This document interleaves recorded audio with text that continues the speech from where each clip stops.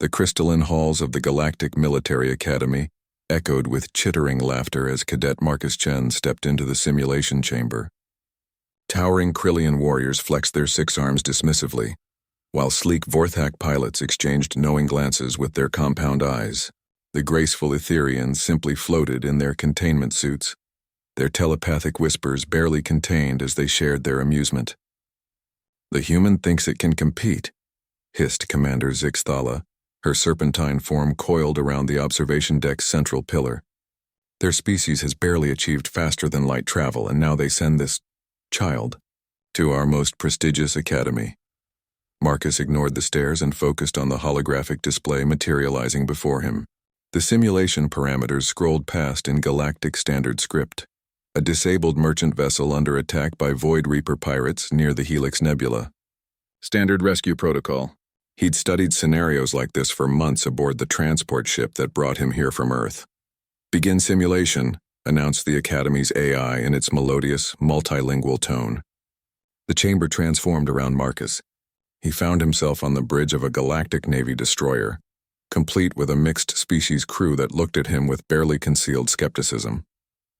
The view screen showed the merchant vessel, a massive cargo hauler with failing shields, surrounded by a pack of sleek pirate ships that darted in and out like mechanical sharks. "Cadet Chen has command," the AI announced. "Objective: rescue the civilian vessel with minimal casualties." The Krillian tactical officer, Vexitar, turned all six of his golden eyes toward Marcus. "Orders, human?" The word dripped with disdain. Marcus studied the tactical display. The pirates had positioned themselves in a classic pincer formation, using the nebula's electromagnetic interference to mask their approach vectors. Textbook strategy.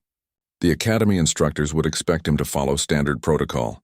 Call for reinforcements, establish a perimeter, engage with superior firepower. But Marcus had grown up reading about the Battle of Thermopylae, the charge of the Light Brigade, and the Alamo. He'd learned about David and Goliath from his grandmother's worn Bible and studied the unconventional tactics of guerrilla fighters throughout human history. Sometimes the textbook was just kindling for a better fire. "Helm, plot an intercept course directly through their formation," Marcus ordered. Maximum velocity. The Etherian helmsman's ethereal form flickered with surprise. "Cadet, that trajectory will put us directly in their crossfire." "That's the point. Tactical, prepare all forward torpedo tubes. On my mark, fire a full spread. But target the nebula gas pockets, not the ships." Vextar's multiple eyes blinked in confusion. "The gas pockets.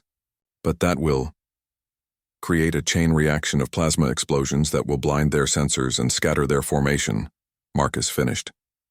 "Engineering, I need you to reroute power from life support to shields. We're going to need every joule of energy for what comes next." The observation deck fell silent as the humans' plan unfolded. The destroyer screamed through space, its hull groaning under the stress of maximum acceleration. Pirate ships wheeled to intercept, energy beams lancing through the void.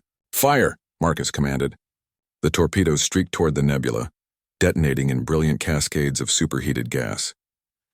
The electromagnetic storm intensified, scrambling sensors across the battlefield. In the chaos, Marcus's ship emerged from the plasma cloud like an avenging angel, directly above the largest pirate vessel. Now all weapons concentrated fire on their command ship. The destroyer's particle beams carved through the pirate flagship's hull. But instead of pressing the attack, Marcus immediately changed course.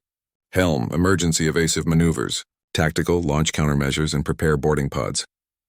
"Boarding pods?" Vextar's voice cracked. "Sir, we have no Marines aboard. We don't need Marines. We need the pirates to think we're preparing to board. Launch the pods empty, but program them for proximity detonation. Make it look like a boarding action gone wrong." The pirate formation, already disrupted by the plasma storm and the loss of their command vessel, began to fracture. Some ships moved to intercept the boarding pods while others tried to regroup. In their confusion, they forgot about the merchant vessel they'd been attacking. "Now we rescue the civilians," Marcus announced. "Helm, dock with the cargo hauler. Engineering, prepare emergency power transfer." As the simulation wound down, the merchant vessel was safe, its passengers evacuated, and the pirate fleet scattered to the solar winds. The destroyer had taken damage, but casualties were minimal. The simulation chamber dissolved, returning to its stark metallic walls. The observation deck was utterly silent.